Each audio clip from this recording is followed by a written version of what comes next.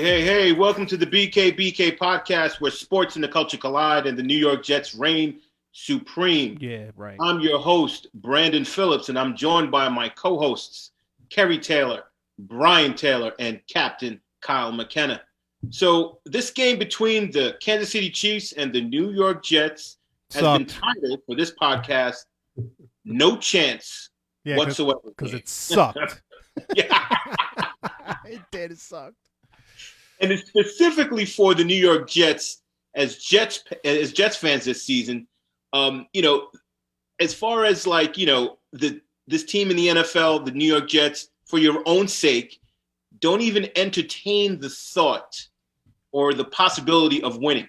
Okay, especially against the Kansas City Chiefs. All righty, use this as an evaluation game against the Super Bowl champs of last year. So, with that being said, what do we need to do to be like the champs?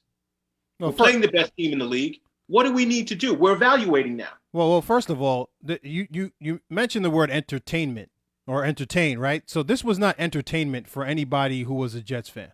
I said don't entertain. I didn't say that you said that it was entertainment. I just wanted to be clear to the viewing audience that this was clearly not entertainment for anybody who was wearing the green and white today at all. Right? I mean, it was terrible. 35-9. They really should have scored, 49 points, and we earned our 9 points. Couldn't get the ball in the end zone. Pretty much typical for any Jets game that you would have watched. I figured at least we'd score one touchdown at some point, but of course we couldn't do that. Looked pretty good in the first half, though, right? I mean, we were kind of sticking and moving. We were jabbing. Time of possession, yards, all the things that would be necessary for a team that could actually deliver the knockout blow to the Kansas City Chiefs and beat them. We had a game plan. Looks like we went into the game with one and executed pretty well outside of, again, scoring touchdowns. Can't kick field goals against this team. And that's exactly what ended up happening. And then, but you know what, Brian? Yep. This is what happens, right? Yep. I see this. Okay, let's pretend this is the laminated script. I see this. This is the first quarter, and they're like this all the time. They're doing all this stuff, and when things go awry, when they go like this. They don't have a game plan after that. Once they're done with their scripted work and then they have to flip it over and start picking plays, they're done. They have no answers. And this is what I'm talking about. So basically our first segment here in Act 1, we're talking about the fact that Gase has given the autonomy to his offensive coordinator to call the plays. Gase did a terrible job. Sure. I think that Loggins has done a less than terrible job, but still not so good, just not as bad. Right. What do you guys think? I think it's interesting, and you really don't know how little or not so little Gase is involved in the overall game plan right now. If he gives the play calling duties to Loggins, doesn't mean that he's not, integral in the whole planning during the week. And what you've found in the last two games that has been positive is whatever preparation they've been doing has been successful to a point in the beginning. So you look at a game planning versus adjustments type of argument, and you say to yourself, well, everything that happens in the first drive, second drive, third drive is really it's how you prepare. It's how you see the other team on film, and then how you decide to attack them, and what kind of results you get from that. So in the Buffalo game, in the KC game, we saw the Jets come out and have some success moving the ball down the field. I don't think we punted until the fifth possession today. So whereas we're not getting into the end zone, we are in the middle of the field and, approaching the end zone, getting to a point where we are having some success. So the Jets have been doing a good job with that. But like you said, Brandon, Later on in the game, once the defense has had the ability to adjust to what you're attacking them with, the checkmate move of it, not as much success or very little, especially in like when you look at like the usage of a Denzel Mims in the first half in the last 2 games and his usage in the second half. That's another thing there too. But I think that we haven't seen the adjustments made, but we have seen a little bit better game planning. And then Sergio Valenti coming in and kicking the field goals. He was pretty consistent. He had that one blocked. Kyle, do you remember the song for the commercial? I remember the Jordache song better than I remember the Sergio. It goes like this. Uh-oh, Sergio Valente, Sergio Valente jeans. Uh-oh, Sergio. I'm so 80s. Sure that's on YouTube, that old 80s commercial right there. Yeah, I'm right next to the Haunted Mansion in Long Branch and oh boy, the Happy People's Day Camp with the little balloon that came across. You remember that one too? Or the haunted house in Amityville. How about that? Yeah, funny. I'm off topic. Well, listen, I think that even if we say we were well prepared the last 2 weeks, we executed to the point where it's like we came to the game to score field goals. I'm like, yay! We had a game plan to score field goals and we executed. Nice. We did nothing inside the red zone at all. Poor play calling inside the red zone is terrible. Terrible. It was basically like we were just, it was a self-sabotage. And what I've noticed with this new play calling, and you know what, I think Gase was doing this as well, but I feel like maybe 90% of the first downs that we had, which aren't that many, were run plays and predictable run plays. Sure. So they weren't mixing it up. There's no misdirection. If you look at the Kansas City Chiefs, there's misdirection. There's all sorts of just different ways to just get you off balance and have you on your heels as a defense moving back rather than attacking and going forward. And that's how they get you. And then when they do that and then decide to assert some power, that's when they just really run over you. So they know really how to mix it up. And the Jets just have one option and then a second option. And then after that, they just fall by the wayside. They're not creative. They need to be more creative because we don't have the manpower to be, overly successful. I mean, look at this. Berrios is operating as our number 1 receiver. He's like a number 2 or 3 slot. I mean, he's getting all the attempts. The quarterback is throwing to him the most. So it's just not. It's well. Let me say this. Part of what's going on here is that we don't have the personnel that we need on the field to beat anyone one-on-one, right? You talking about wide receivers, Kerry, or you just? I'm talking about at every position on the offensive side of the ball, with the exception of our left tackle. So when you look at it, with the exception of Mims, because I think he's flashed some ability to beat you one-on-one in the last 2 games. He's only played the last 2 games. But the issue is that we won't even go to him when we have man-to-man and they're playing press coverage, right? 100% agree. And part of that is because Darnold is on his back or being pressured 90% of the time. So when that's the case, you don't have the ability to let the play develop, right? When what happened was, I think, again, initially we had a game plan, and you have a game plan until you get punched in the mouth. And that's what happened. We got punched in the mouth, right? So what happened, what happened was in this game and the last game was that we were doing play action. We were running the ball successfully in the first half, maybe the first quarter and half of the second quarter.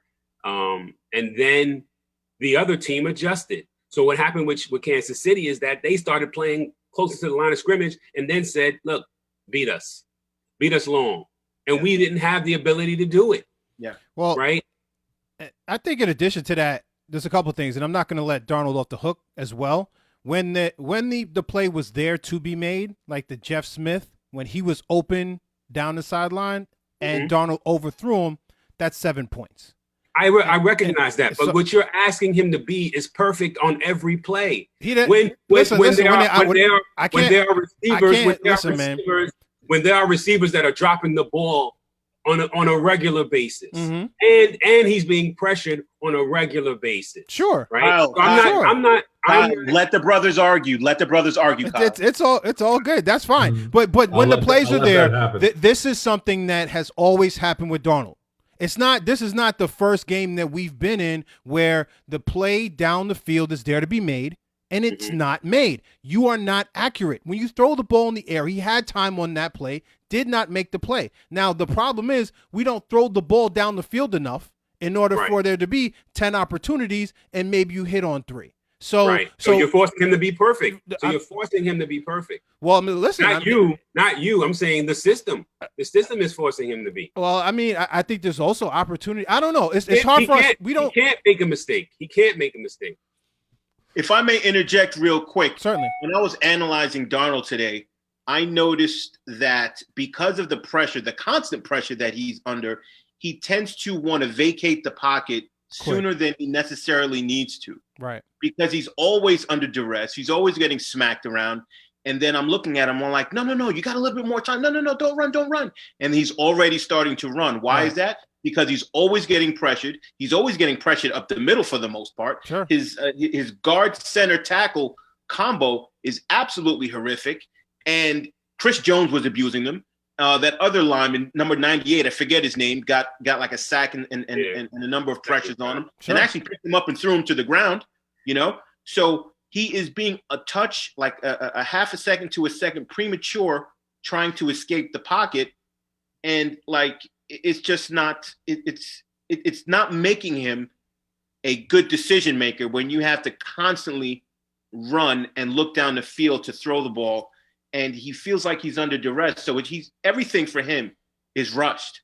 So he's not even able to absorb anything and learn from anything. He's just trying to survive. Yeah. And if you have that mentality of survival, then you're not really going to be able to really learn. Bringing his eyes down, right? I mean, he's bringing his eyes down prematurely is basically what you're saying. And so, and trying to escape the pocket. Which is understandable. But sometimes it's true pressure and sometimes it's not true pressure, and that's what I was saying, B. I mean, sometimes it was true pressure, right? But he's been so soiled now that he is sometimes misinterpreting the false pressure when he just sees one person kind of come by him because he's so used to getting demolished now. I love the word soiled. But my question is, who's to say he's looking downfield and he's not seeing an open receiver. He's not seeing a receiver who's getting separation. He's not seeing a receiver who is anywhere near open. So at that point, you have to pull the ball back down and figure something else out. Gary, you got to throw the ball downfield regardless of what's happening. I understand that. You have to throw the ball down the field to who? To who's open? Then you're gonna throw the ball down. But we don't know who's open. We can't see that part of the field, so I can't even make a judgment. But you're making the assumption that somebody is open. Open or not, I don't care. Open or not, you got to throw that ball downfield because you have to. You absolutely do, Kerry. You absolutely do. Listen to what I'm saying. Listen to what I'm saying for a second. Listen to what I'm saying for a second. You don't have to throw an interception in order to throw the ball downfield. Even if you overthrow the ball. Even if you overthrow the ball in order to try to stretch the field, you have to challenge the cornerbacks. You have to. I agree with you. I agree with you. If you don't, everybody comes within 12 yards of the line of scrimmage, and the game is over. I agree with you. If you have a clean pocket and you can step into the throw, he doesn't have any of that. Thank you, Kevin. He does, Brandon. You said it yourself. Sometimes he does, and he doesn't throw the ball anyway, and he runs. So I get it. The pressure's there. It's there sometimes, and he gets sacked. It's there sometimes, and you know what? He holds the ball too long. It's there sometimes, and it's not there. Right, so we're not saying that he's pressured. I get it, but there are times when there are opportunities and he misses them too. And I'm not going to let him go on it just because I'm not letting him go either. And I totally understand what you're saying. I totally understand what you're saying. But my point is, you're saying you got to throw the ball downfield. And honestly, out of the four of us, you would be the first one if he just throws it downfield and he gets picked off. You're all over him. You know what I'm saying? So there's a little bit of give and take here. You know, My And again, point all if you want to throw the ball downfield, Gase, why don't you call up some plays that are deliberate for and downfield? go downfield. For downfield. And let's be clear. I am not absolving Darnold of any of his mistakes. I am absolutely not. But what I'm saying is that his mistakes are greatly highlighted more so than his successes because he hasn't had enough successes. And I think a significant part of the fact that he hasn't had enough successes is because of the fact of his coaching, of the personnel, and the scheme, right? And it's not just the play calling, because if your play calling is spot on, but your plays suck, then it doesn't matter. Now, Mahomes missed a couple of long throws when the receivers were open, but we don't care because he makes all of the other plays, right? 5 TD passes. That's why we don't care. But that too, because right. he can throw the ball down the field because he has receivers that will run underneath it, right? And you can't cover everybody on that team. You cannot cover everybody on that team. I think what Kerry said before is really a good point, that they'll crowd because they know they're not afraid of what you do. It's just like boxing. You know, like a boxer will close range when he does not fear the punching power of the person that he's fighting. Ability, right? Yeah, and that's what we're seeing on a weekly basis. We saw it with Buffalo, even with the people that they put out at D-back last week, which I thought we could exploit. We saw it this week too, and I think it's indicative of the whole mess. There are no weapons. Darnold is very twitchy as far as his decision making, and he's probably playing a little bit hurt, just so that he can play. Mm-hmm. There's a lot of factors in here that lend itself to that. But I will go back to the fact that, yes, even if we're not scoring touchdowns in the red zone, at least we're getting to the red zone, which we weren't before. Well, so, when you say that, Kyle, you said we're getting to the red zone. Are you talking about in the first half or the second half? I'm talking about the first half of the last two games. Right. We've seen a significant improvement in our offense. Right. From the team that it took 3 quarters to convert a third down. Sure. In the game against Miami to the last 2 games. So whatever change has been made, you know, like and to get back to the Le'Veon Bell thing too, like Brian and I were talking before you guys came in today. I don't think that Le'Veon Bell, he's not any better or any worse than I thought he was now that he's on the Chiefs. He did almost nothing today. And this is the big game that he was supposed to come and like make the Jets feel like they were so wrong about him. And that's not to say that he's not a great player. He's just not the player that he was before the Jets signed him. And he's not worth the money the Jets signed him for. And I don't think he will be going forward.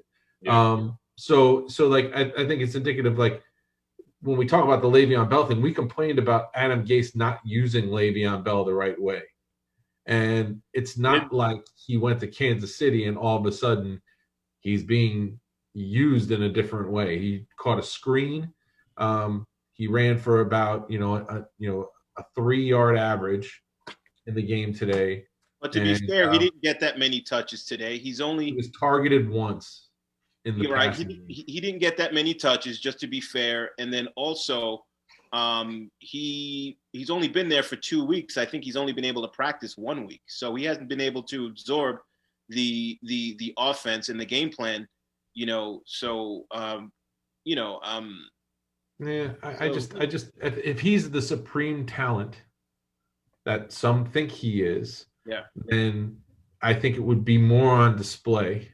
Right. Amongst all those talented guys. Yeah. But I think they would be much more well served, the Kansas City Chiefs, in continuing to develop their rookie running back, who is I agree with you. Is a good back. That Priest Holmes lookalike guy that they have too, not bad.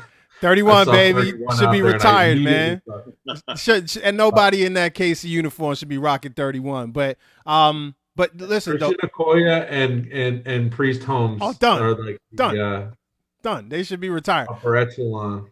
But in fairness, though, Kyle, and just kind of backing up a little bit what Brandon was saying, there was no KC running back that had a good game today, right? So it's not like, everybody else was running all over the place on the Jets and catching balls all over the place out of the backfield, and Le'Veon Bell was the only outlier that didn't perform well today either. So I don't know where you put that in, retrospect to everything. And then let's just back it up a tad and say, well, does that mean, and are you saying that Gase was right in the first place, that we shouldn't have brought this guy in? I'm not saying Gase was right. I'm saying that, I kind of trust Joe Douglas's ability to evaluate talent and its value. And remember, Le'Veon Bell was not a Joe Douglas decision. Sure. It was a McCagnon decision or a Woody Johnson a Johnson family decision. I don't know. But two weapons that we thought were superior weapons in the NFL. And in that, I'm not just referring to Le'Veon Bell, but Chris Herndon as well. These are two guys that we thought were going to be parts of our skill. I blame Terry. And he loved Herndon too. Really? Really? Blame me? His first year, you were like, show me something more. Some more. I like it. Let's see it. Come on. Okay, Chris Herndon not only does he not get involved, but when he does get the ball thrown to him, he fumbles it 2 out of every 3 times he catches it. Yeah. Oh my God. Oh, he's a pedestrian. He's a pedestrian all day. And in the crosswalk, he's in the crosswalk. Don't hit him. Was it Chris Herndon that scored the touchdown that he fumbled into the end zone and got called for a touchback? No, that was the tight end before that. What was his name? It wasn't Chris Herndon. I don't think it was Chris Herndon. It was that other tight end. Oh, I forget his name. We had him just for a year. He was a tight end in Tampa Bay for a little bit too. Oh, he had all the problems. He had all the issues. He was an alcoholic. Oh, Austin Safarian-Jenkins. Yes, that guy. I remember that play. He wasn't bad. He wasn't bad. No, he wasn't. Better than this guy. He made some money playing for the Jets. He did. That's most people. They make money and then they bounce. He went to Jacksonville, I think. Yeah, last 3 plays for Herndon that I remember were the fumble today. He dropped a touchdown in one of the last 2 games. Like, he was just right there, hit him in his chest, and, he dropped that one. Then the other fumble he had a couple of days prior to that, man. Those are the only 3 plays I remember that he's been involved in all year, and they're all horrible outcomes. And what about Griffin? I haven't seen or heard. I was just going to say that. Like, that guy, we signed that guy to a longer-term contract. Yeah. And I don't even feel like he's being targeted at all. Not at all. You know where I see him, Kerry? I see him on kickoff and kick return. I think part scheme and part, Darnold and part everything else is that the only people we throw to are the slot players. That's it. I mean, that's just the play. It's the design of the offense. It's also, again, when Darnold's coming down, he's checking down to the middle. It's an easy read. Throw it right there or whatever else as well. But the combination of all of those factors, it's just that's the only player that has value on our team right now. He's not getting to the seams. We're not getting into the outside at all. I mean, you might as well not even be a wide receiver, 1 or 2 on the outside because you're just never going to get the ball based on how the offense is performing right now, all things involved. But you know what? If you had just a halfway decent offensive line constantly going, to your slot receivers and dumping off to your backs, that would, in essence, kind of open up the top for you because they think you're going to go shallow, and then you go to your top guy. But, here's my philosophy, and I've always thought this. When you're building an offense or when you're building a defense, either way, aside from the quarterback, you need to build your offensive line, and that needs to be your foundation outside of the quarterback. Quarterback is number 1.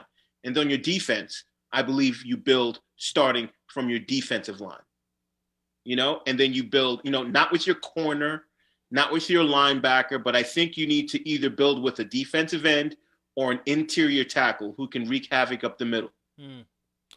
Look at your Warren Saps. Look at your Aaron Donalds. Look at your John Randalls. Look at your Reggie Whites. You know what I'm saying? I think the middle linebacker is greatly unappreciated. Greatly unappreciated in terms of how he manages, how a good middle interior linebacker manages the play calling, manages the positioning of players. I think we underestimate what that middle linebacker can do. I think not having Mosley has been a significant problem in terms of leadership on the defensive side of the ball. And I know we're missing Jamal Adams. You know, I get that, you know, where he was, because he was more like a hybrid middle linebacker / safety at times, playing up on the line of scrimmage and doing a lot of the things that some of the middle linebackers would do. But my point with my other point with Darnold is that we had a vertical threat, and he used to make connections with him, and his name was Robbie Anderson. So this guy has the ability to throw it down the field. We just don't have the personnel. Listen, good point. No, well, I think, again, if we're going to go the Robbie Anderson route, I mean, he looks much better now than he did previously. And one of the complaints on the way out the door was how many times Darnold missed him. And due to that, it actually messed with his. Oh, absolutely. He on Twitter or whatever, and I sent it to you guys. He had clips of when Darnold missed him down the field. That's what, you know, when he got his contract, that's what he had posted or whatever. And I forgot what the caption was after that. But again, the value that he has, and you could make a claim that because of the fact that they weren't able to connect on a number of those down the field type of passes, that it diminished his value on the street as well. You can put that out there as well. Right now, he's a fair point. That's a really fair point. Absolutely. Yep. And right now, he looks pretty good. Diminishes the value of everyone playing on the Jets almost. Sure. In this era, diminishes your value just by proxy. Right. And I think that's really a fair point, that Robbie Anderson did run the risk of hurting his long-term value by re-signing. You know what, fellas? Let's move on. Let me just make one last point before we move on. Brian, good point. Kyle, good point. But there has never been a time in the 3 seasons that Sam Darnold has been with the New York Jets that he has had even just a halfway decent O-line. It's always been terrible. So, I mean, I'm missed those plays, though, man. I'm being fair to you guys in that regard. But you have to understand that, you know, okay, fine, he's not the greatest quarterback. You know what I'm saying? He has talent, though. But I think that he has been soiled. And I think the number one thing has been the coaching. Number 2 is the O-line, and then the coaching. I can't even tell. I don't even know anymore. I want to go let's back get into it then. All right, so let's get into it. Let me just go back to a quick point about Kerry's middle linebacker thought. The Seahawks have probably 2 of the best middle linebackers in the league starting for them. And they're trash. And they're the worst defense in the league. Yeah. So I don't know if in modern football, and it also depends on scheme. If you have a 2 inside linebacker scheme, it's a little different than a middle. But yeah, I don't know about that, because, you know, with that as my example. But Kyle, but just to kind of add on, you know, and I think, you know, you as a linebacker in high school and in college would understand this. To have success as an inside linebacker, whether you're playing inside in a 3-4, middle in a 4-3, you understand the value of your interior tackles, because those are the guys that keep the blockers off of you, so that you can scrape and make your tackles as best as you can. You know what I'm saying? So if you're a nose tackle and just the center or just the guard is going to block that nose tackle by himself, he's not being overly efficient. He should be the one taking on 2 linemen so that the insides can really run over and make those tackles. Yeah, but in this day and age, in this NFL that is just, you know, whereas track athletes, you know, when you're talking about a Mahomes or you're talking about a quarterback from New Orleans, when they're not holding the ball long enough for somebody like a Quentin Williams to get up the field, sure, it's quick hits. You know what I'm saying? You have to have mobility at that second level to cover these guys. And you're talking about, I'm talking about Kelsey. I'm talking about now in this day and age of great tight ends. That middle of the field is a problem, and it has to be covered. And if you're talking about having to force 4 down linemen and two bookend ends that are racetrack dudes to get up the field, if these letting it go in 3 seconds, it doesn't really matter. Yeah. For me, it's still corner and edge. For me, those are the 2 important positions on the defense. You could build everything around those players, but to me, it's corner and edge because you're throwing the ball the majority of the time, right? If you're trying to beat a Patrick Mahomes, beating them with a middle linebacker, that's not going to do it. Beating them with a cover speedy linebacker that can cover can help to cover the middle of that third option, that third area of the field, that first third of the field. All right, fellas, you know what I'm saying? Like, it seems like everybody wants to be a defensive philosopher over here, But let's move on. So, really, you started this conversation, clown. Yeah, Socrates. Let's move on, baby. Socrates. Socrates. Socrates. I'm not Socrates. I'm Socrates. I'm not. I bet you are. All right. So, listen, we're going to move on to the second part of our show. So what we have highlighted here, basically, are we to get rid of Gase, right? Get rid of him. We all know that. As to how to solve these problems. I was thinking, of course, we get rid of Gase. And the number one guy, once we get rid of Gase for me, is Eric Bieniemy. And how do we get Eric Bieniemy? Like, the Jets are very unattractive. Ownership is kind of unattractive. Sure. I think what we need to do is overindulge. Money's not doing it for him. Money's not doing it for him. I don't know. He'll have choices. He'll have choices. But before we even go there, if we're talking about today's win, because you mentioned Gase, right, as being a culprit in general and ushering him out the door. Yes. Who's responsible or more responsible for the loss today? Is it Gase? Who's the most responsible? Yeah, who's the most responsible? So give me the options. Oh yeah. I'm running them down. So is it Gase? I don't need him. Is it Douglas? Right? You talking about the offensive line or whatever else? I mean, he owns all 5 people on that O-line, every single player. Is it Greg Williams? I mean, 35-9. It's not like the defense did anything. 419 yards passing and 5 touchdowns. If the defense, wait, look, can I run down my people for you? I mean, yeah, run them down. To pick up your people. You're missing who I want. Well, I'm trying to get there. They keep interrupting me. I can't even name it. Yeah. Is it Sam Darnold? Right, and I'm sure you guys are gonna say no to that. Or is it Chris Johnson? Bing, bing, bing, bing, bing, bing, bing, bing, bing, bing, bing, bing, bing, bing, bing, bing. I guess that's your answer, right? It's the Johnson family. I was so triggered during the game when they talked about Pat Mahomes' visit when they picked Jamal Adams instead, and how they could have done that. They did the research on it, and they decided that they had things all set with Christian Hackenberg. Hey guys, all the fans out there, I just want to validate Kyle McKenna, okay, Captain Kyle McKenna, because from, as we say, the giddy up during, what was that, the 2017 draft? Right, 2017 draft. Yeah. Kyle McKenna basically, honest, or at least he put me on. Sure, all of us on. All of it. He put us on, and he has been vouching for this kid from the giddy up. Day one, and not even just vouching for him, saying like, we really, really need to get this kid. So Kyle, kudos to you.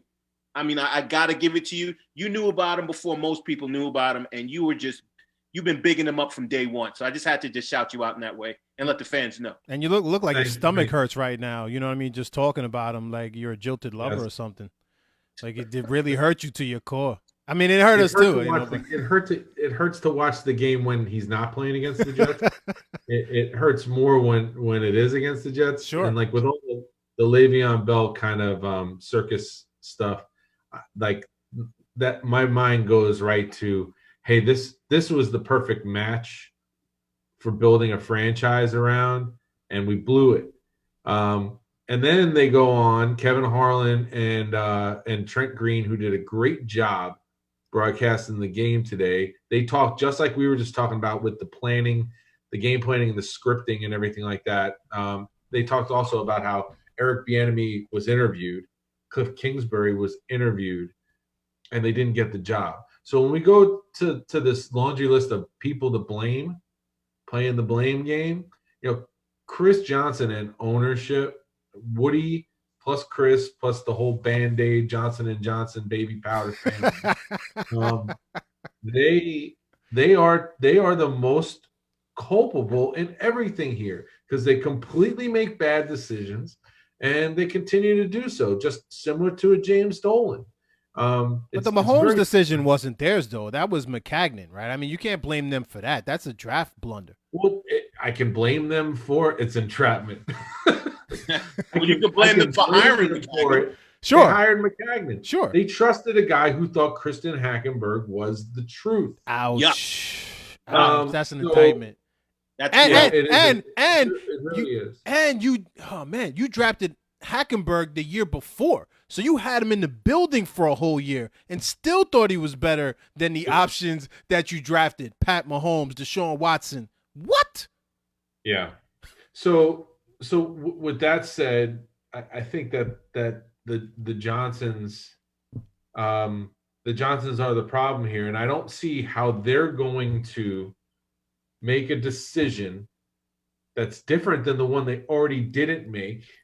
With the two guys, with Eric Bieniemy in the building interviewing now rather than later, unless they're giving control of their organization's decisions to Joe Douglas. Yes. If that's the case, yes, Joe Douglas has to pick a coach that he can ride or die with, and that they can build the thing up. Because for me right now, our roster there's really like 5 or 6 people on our roster that I feel would need to stay.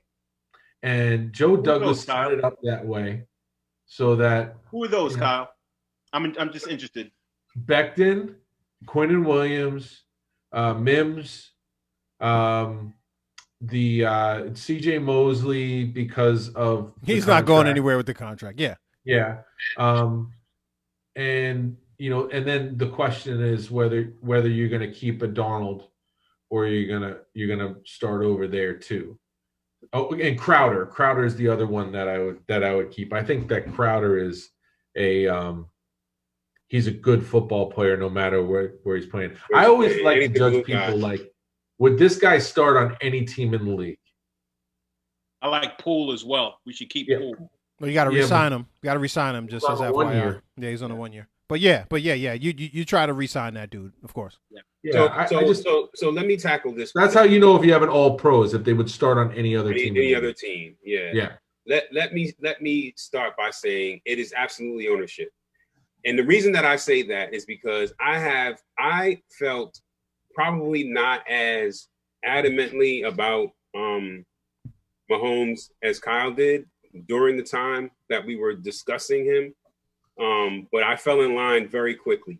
The problem that I have with looking back and saying if we would have drafted Mahomes is that I have to look back into today and say, would he have had success on this team given what we have in terms of the coaching? Yes. In terms of the management? Yes. In terms of the play calling? Yep. In terms of all of it. And my answer would be no, because I don't like the coach.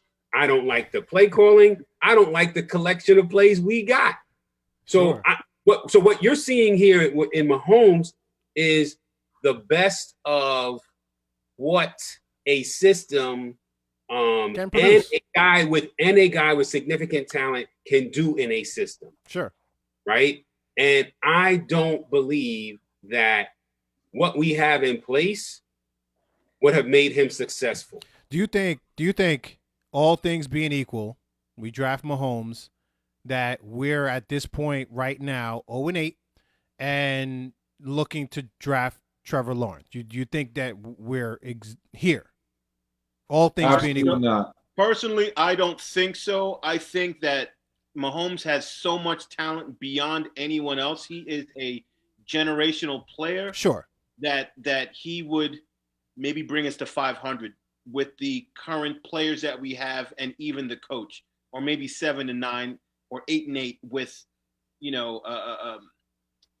with he would save Gase's job on his pure talent and intellect. Are you talking about? No, absolutely not. Oh, absolutely. A normal season or a COVID? Well, let's say this. Let's say this. So they went to the playoffs with Alex Smith with those tools that they have right now,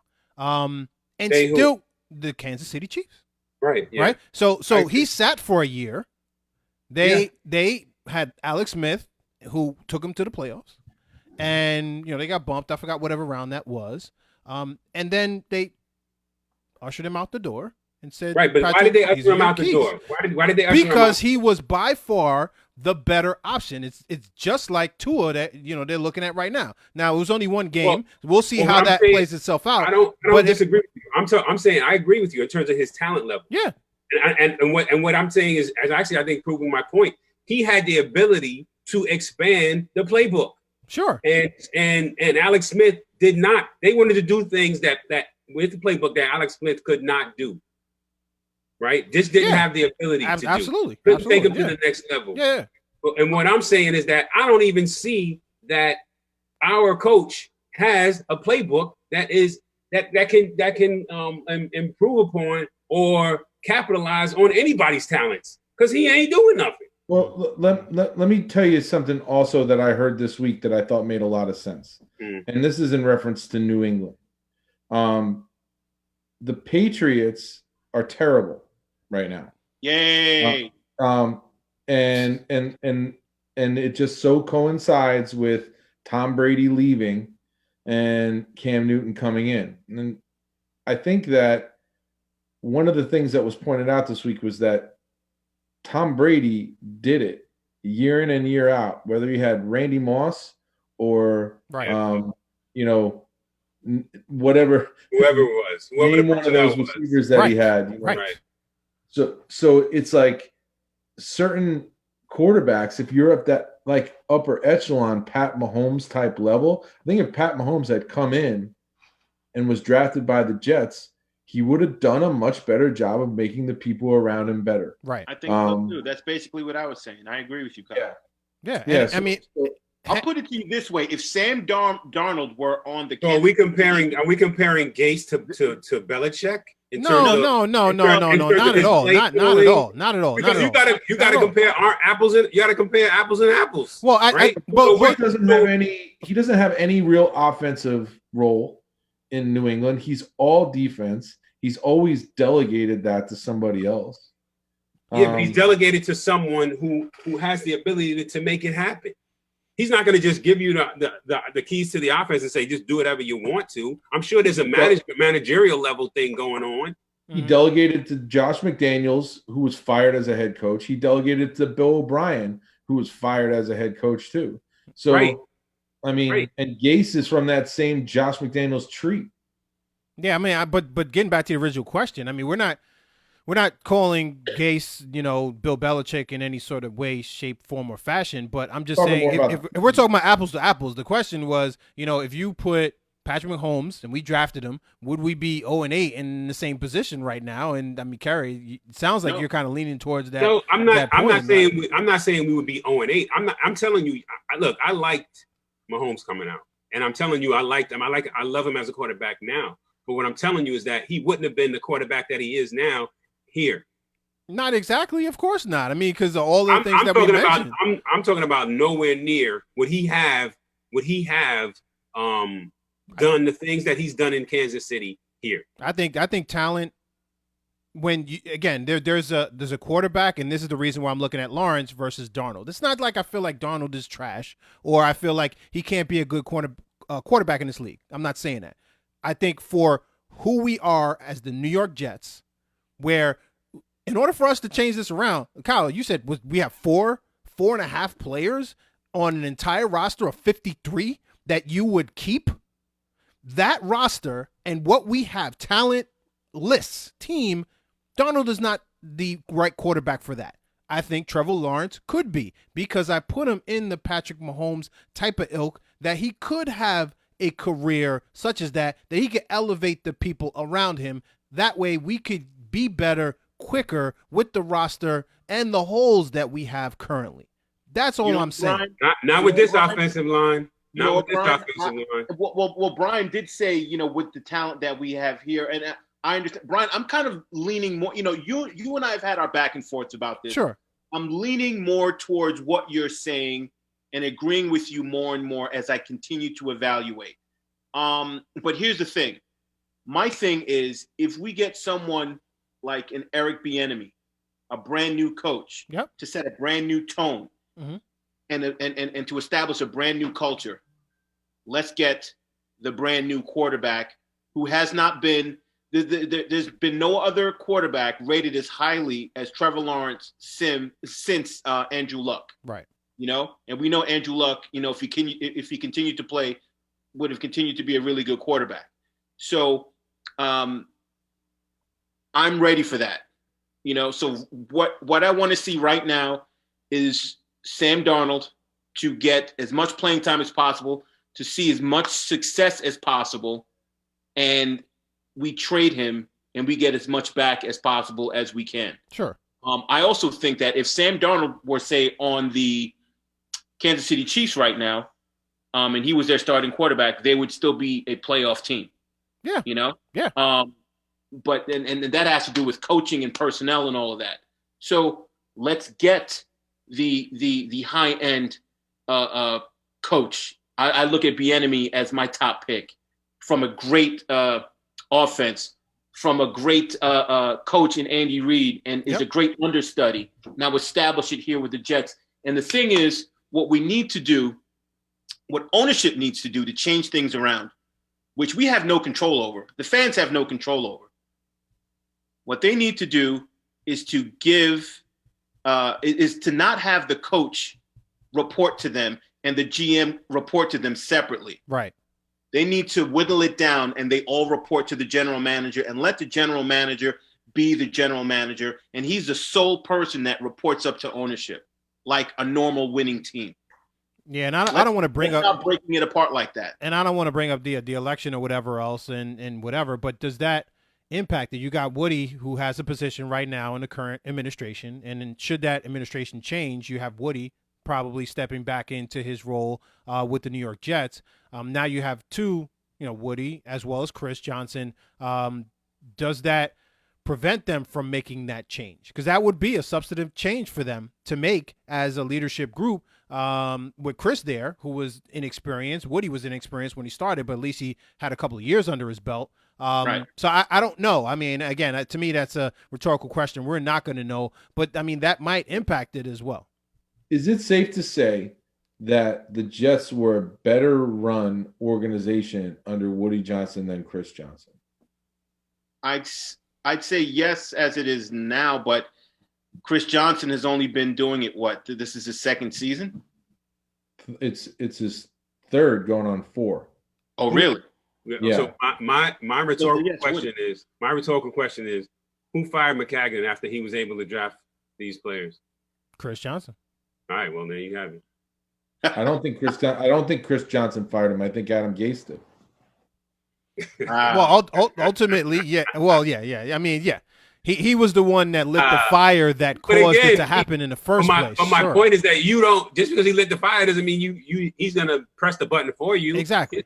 His finger's not on your finger. Chris is cutting the check. Chris is cutting the check at the end of the day, right? Right. Right. And that was just a dumb decision. To me, that was just a dumb decision. Yeah, that makes no managerial sense. And the Knicks did the same thing with Phil Jackson. It's like ridiculous. Again. Right. Again. Right. The reason why I bring it up, though, huh?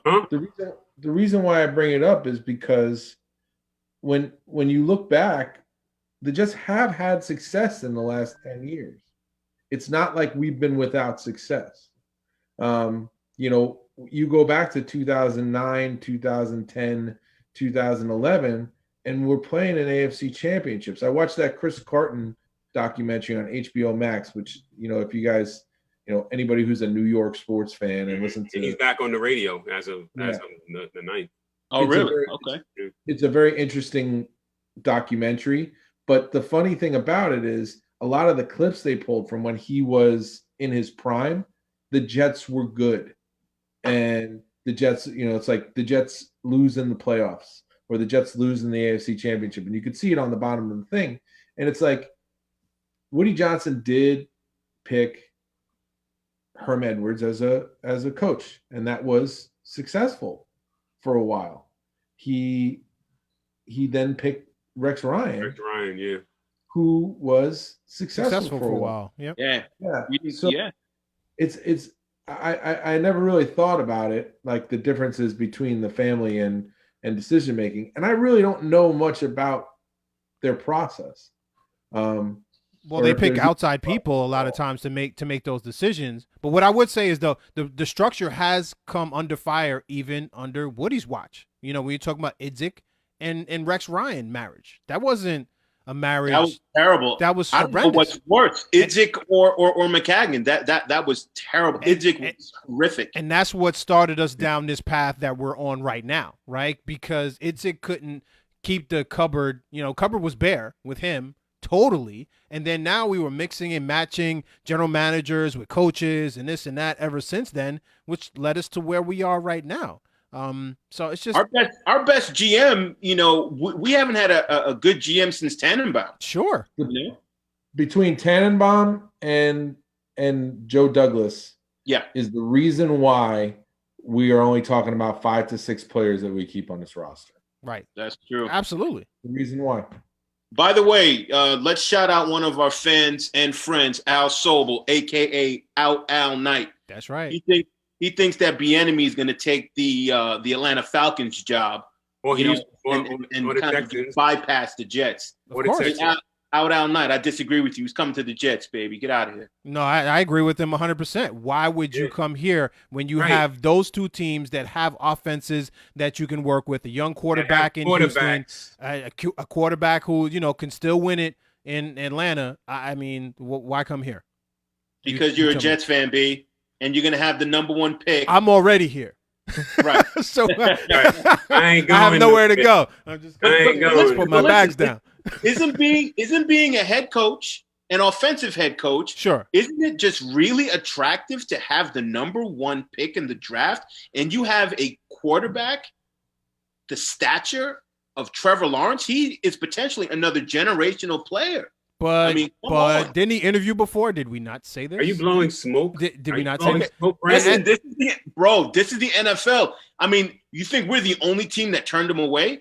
He went on multiple interviews. If you're him, bro, you put yourself in his shoes right now. I mean, I'm trying to be impartial and be like, yo, if I'm Bieniemy, I'm like, okay, Atlanta, I got Julio, I got Matt Ryan. I have an opportunity because, again, the life of an NFL coach is like that. You win or you don't. So can I get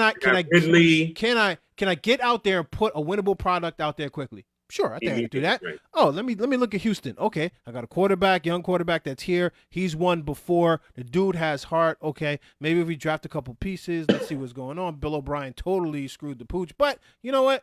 I think maybe Then I got the Jets. Wow, I got 4.5 players that I can go to. Let me think. I don't have an offensive. I have the number 1 pick. $1 billion in free agency money. Right, but I got the number 1 pick. And even though I'm high on him, you're high on him, he hasn't played it down in the NFL yet. So we don't really know what we have. So let me play the game then. Go ahead, play the game. Let me respond to you.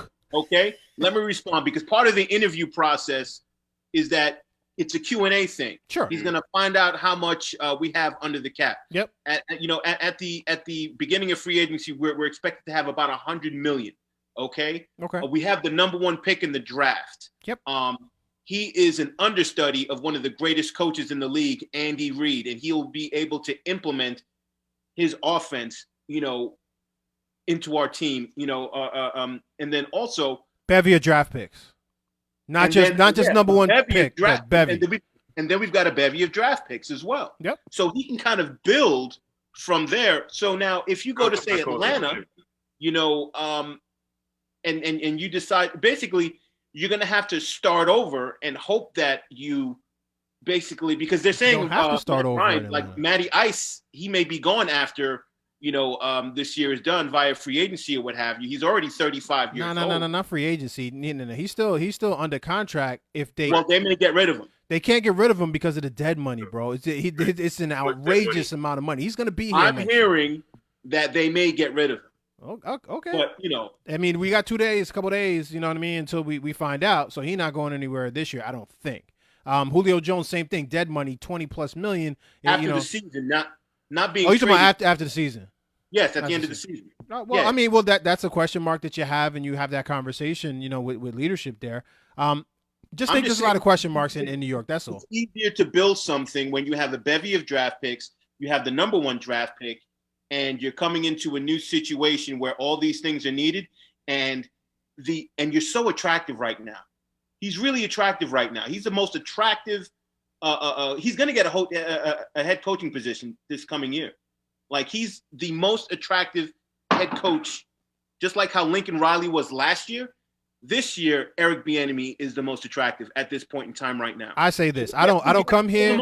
I don't come here unless you give me a 5-year deal. So I'm going to be here as long as Douglas. When Douglas expires, I want to be here for the 5 years minimum. Tell him, Bieniemy. Tell him that, Bieniemy. Minimum. And you know what? And try to get as much money as your man on the Raiders is getting. I'll give it to you. You know, Chucky. I don't think that. I think that we get that $10 million a year, Chucky. I think that we need to talk about what happens if we don't get Eric Bieniemy. What are our options? Yeah, and not as much like, you know, who we'd want, but who we think Joe Douglas would pick. Like Greg Roman or something. I think that when you take Bieniemy out of the conversation, and Lincoln Riley for that matter, because I don't think Joe Douglas is going to go out and get Lincoln Riley. He's not coming here anyway. He's not coming. I don't think he's leaving college anyway. Right. So I think that Joe Douglas would look to go to somebody in the Ravens organization to be the next head coach, and maybe even someone with a defensive pedigree rather than an offensive one, and hire an offensive coordinator with that person. Or what's the name of the offensive coordinator at Baltimore? It's Greg Roman, right? Oh, Roman. Greg Roman. Yeah. So Greg Roman, having done all the things that he did, taking lemons and making lemonade in Baltimore, you know, and like maximizing the potential and the skill set of Lamar Jackson. Sure. Always being able to have a running game. That might be the direction that he goes in. And then maybe Greg Roman goes and gets a Dan Quinn or someone of that ilk to be the defensive coordinator. And Dan Quinn was quite a good defensive coordinator. Sure, for Seattle. And before he had the Falcons job. But I think that Dan Quinn might get hired by the Seahawks because I think they'll get rid of Ken Norton because they'll have to. Yeah, they need somebody over there, man. Definitely. If they have such a good team, the fact that if their defense is going to continue to be this bad, they're going to have to do something. What about Randy Fichtner? He is the offensive coordinator of the Pittsburgh Steelers, and I like the Steelers offense. I like the way they, you know, I like the product that they put out on the field. So I don't know much about him, but you know, I know they have a Hall of Fame quarterback. But if we're going to get a quarterback with the talent of a Trevor Lawrence, I would like to see somebody like that being the head coach. Or, you know, I'm not opposed to the Greg Roman option as well. You know, he is a kind of more of a run-heavy type of offensive coordinator, but that's fine. That protects the quarterback as long as you can properly execute. but I'm happy with that. But of course, Bieniemy's my number one guy. Didn't we try the Pittsburgh offensive coordinator thing with Todd Haley? It didn't work out. But I mean, two Haley different personalities, though. He wasn't really exactly. a good leader at that point in time, so that's why it ended up falling apart. And I hear Todd Haley's basically dirt.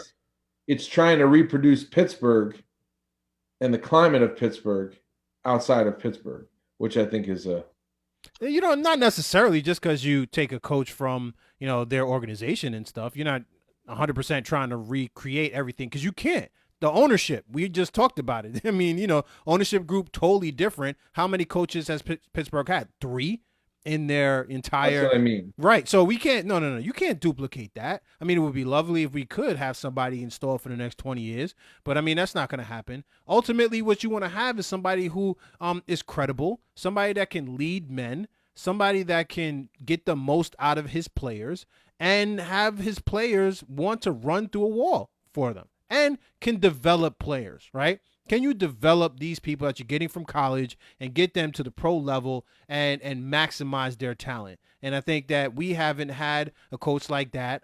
Rex Ryan was probably the last one that we've had, at least on the defensive side. Now he wasn't he wasn't a head coach; he was a defensive coordinator. So I think the offensive piece was where he needed to be a little bit more involved in that, or just be paired with somebody a little bit better. But that's kind of me. No, Brian, I'm going to carbon copy everything that you just said. Well said, man. I agree with everything that you just said right there. I think it's you just have to find, just like how you have to find the best players, you got to find the best coach. Like if you guys remember in the offseason, I really wanted John Harbaugh. I was really sad to see him re-sign with the Ravens. Mm-hmm. He's a special teams coach. He didn't focus on offense or defense. He was a leader of men. Right. So he's not the type of coach that when you're coming off the field, you're just going to ignore and just be like this the whole time and not talk to your quarterback or not talk to your fellow not fellow, but like the captain of your defense, and not say a word. Like, especially because you've already flipped it over, B. So you're already nervous and you're starting sweating because you've already flipped over. You're sweating. You're breathing heavy in that mask, and the mask is starting to stink. Oh man, it's terrible. Yeah, it's sour. So it's someone who can lead men, someone who can lead men. Are any of us thinking any of the college options? Not yet. I'll wait until this college season is over to be able to properly evaluate. I mean, the only one that I have up on there is Harbaugh. I know Brian's going to give me a hard time. Can't beat Michigan State, an unranked Michigan State team. I think he's. I knew that was coming. I think he's cooked. That's all. He worked wonders at Stanford, and he brought the San Francisco 49ers to the Super Bowl. Well. I'm just saying. Nice. Well, nothing. He did his thing at Stanford. I mean, hey, NFL is what have you done for me lately? So what has he done for me lately? He's coming in here with a losing, mentality. I know. I was a Harbaugh fan. I was a Harbaugh fan, but what I would like, in my Christmas list of dreams, is a head coach that is going to be here for 10 years. And Harbaugh, we know, doesn't have a history of longevity. Nope. Because he ends up rubbing people the wrong way on the way out. He's like a hemorrhoid. You don't notice him right away, but when he becomes apparent, you want to get rid of him immediately, right? So with anointment, as slippery as possible. But I digress. So the reason that I say that is because I think that when we talk about these retreads, with the exception of Bieniemy and even Roman from Baltimore, I want somebody with a young, youthful exuberance that's creative and can talk to these younger players to keep them here. Brian was talking about getting rid of Quentin Williams. Man, you better stop all of that. Letting go of our young. We're not listening. Hey, I want somebody I want somebody who's going to be here and is going to guarantee that whoever they end up bringing in is going to tell them, like, I'm going to be here. I don't have anywhere to go. My plan is to be here and retire here. Brian has a terrible turnover ratio, like the Apple turnovers. Nah, man. Again. Let's just go back to it for a second. But again, my point is that I want somebody in here young. I would love Eric Bieniemy. I think we were talking about him when they were talking about Gates, and we were disappointed when they didn't end up pulling the trigger on the hire. But again, to me he looks like a guy that is a younger guy, although he's 40 years old, right? He ended up playing for the Kansas City head coach. In Philly. So he's in Philly. Hold up. He played on those Colorado teams that played against Notre Dame. He's more like 48. Yeah, he's 49. Yeah, he's got to be there. Yeah, 100%. All right, well, so he can be here for 10 years. That's fine. But again, so my point is that, look, is there anybody in the college ranks that we might have an eye on, like Matt Campbell of Iowa State, or who's the coach that keeps coming up? His name keeps coming up. PJ Fleck. Yeah, right. See, the thing with PJ Fleck, and I love PJ Fleck as a college coach. Mm-hmm. I don't know if PJ Fleck as a pro coach, if that's the same type of CEO. It's like, the CEO of Apple has to be a different CEO than the CEO of GE. It's not really, to me, like apples to apples. I mean, I thought they said the same thing about when he was coming from USC, for the Seattle coach, Pete Carroll. Yeah, at the time that they made that hire. Like, I love PJ Fleck. Is he going to be? If the Jets hired PJ Fleck as a coach, and PJ Fleck is actually, he coached wide receivers at Tampa Bay, I believe. So he had like a cup of coffee in the league. So he has a Gruden potential, but PJ Fleck's thing is not offense or defense, it's culture.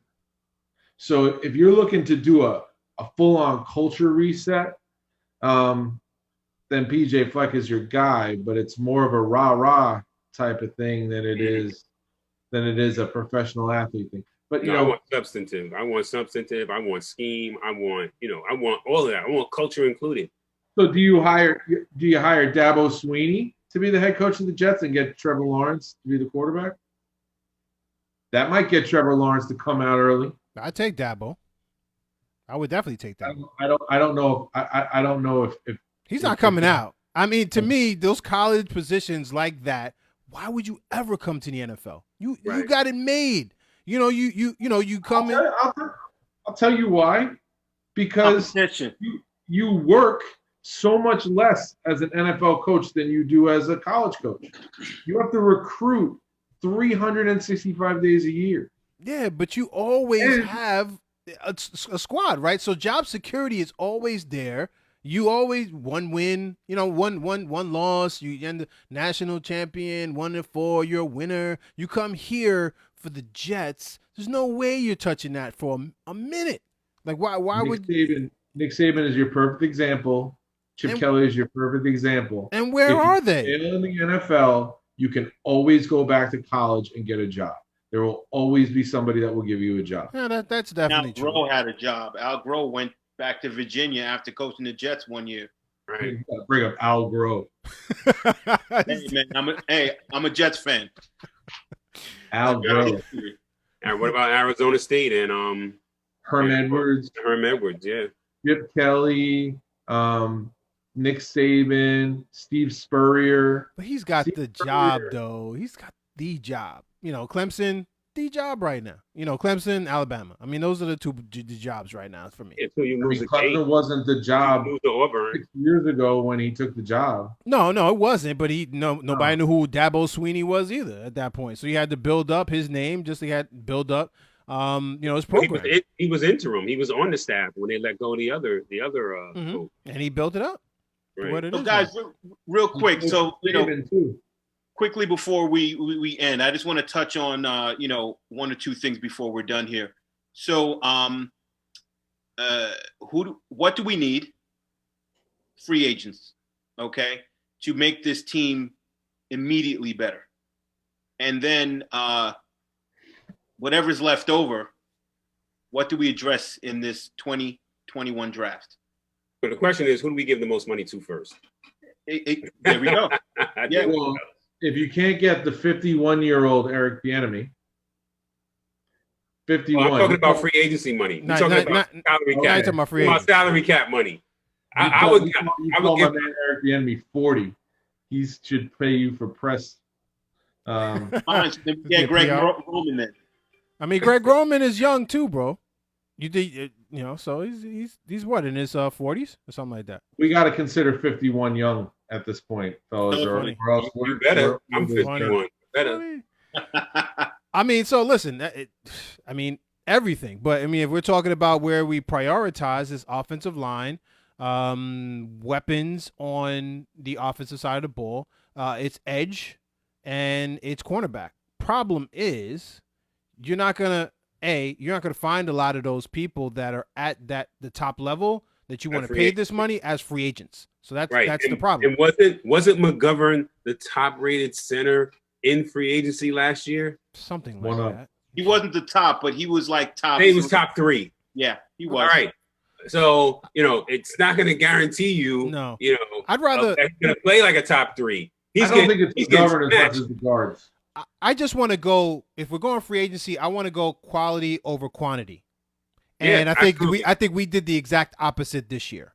I'd rather throw a boatload of money at a top guard that I know is going to slide in there and be right next to Becton, and I'll have a solid left side than to throw money at another center or another guard or whatever else. I'd rather build it piece by piece and roll over some money into the next year. We have plenty of draft picks. We need to address the majority of our needs, especially at those top tier positions in the draft.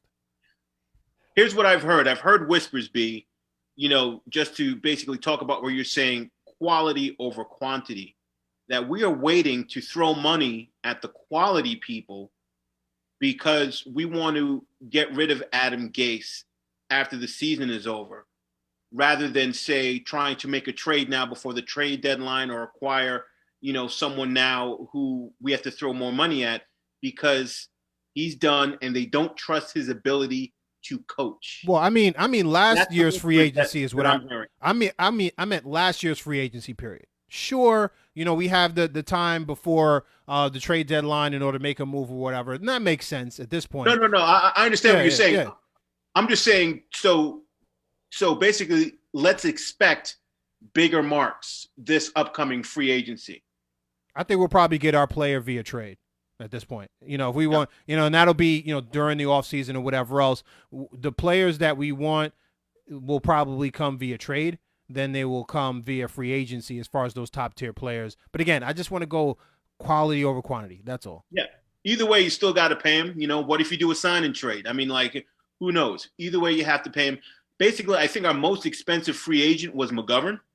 And I would say that this upcoming free agency period that we can expect someone more expensive and more impactful to come and join the Jets, because now they're going to be willing, once they hire the coach, they're going to be willing to spend more money because they're going to believe in that coach that they've hired to be able to get the job of coaching done. Gotcha. That's my point. They don't trust Gase as a coach, as a communicator, to make talent better. So they're not going to waste money now to acquire any more top-notch type players until Gase is gone. That's the whispers that I've been hearing. Yeah, well, good whispers. Let's get him going now. Yeah, word. Let's do it. What else you got, B? You know what? That's it, man. That's it. That's it. Yo, B, you over there in Westchester? That's right, Westchester. All city, all state. Yeah. Yeah, that's my man Giannis over there with that Westchester. All right, listen, guys. Thanks for watching another episode of the BKBK podcast. We want to be able to keep bringing you the latest news and viewpoints of where sports and the culture collide and the New York Jets reign supreme. So keep watching. You can find us on Facebook, on our BKBK podcast fan page. You can find us on Twitter at BKBK Podcast, on Instagram at BKBK Podcast. as well as on YouTube. So when you go to YouTube, type in BKBK Podcast. Please hit subscribe, hit the like button, share us all over the world, okay, so that we can build that up and keep coming to you. And then if you can't watch us and you just want to listen to us, we're on iTunes. Go to BKBK Podcast.podomatic.com. So that's it. Let's go Jets, kind of, sort of. All righty. Let's make sure we get the first pick. That's right. Let's go Baldwin Bruins always, every day. Always. And let's go Team BKBK, even more than that. How about that? That's my right. brother. Right back at Yeah. you.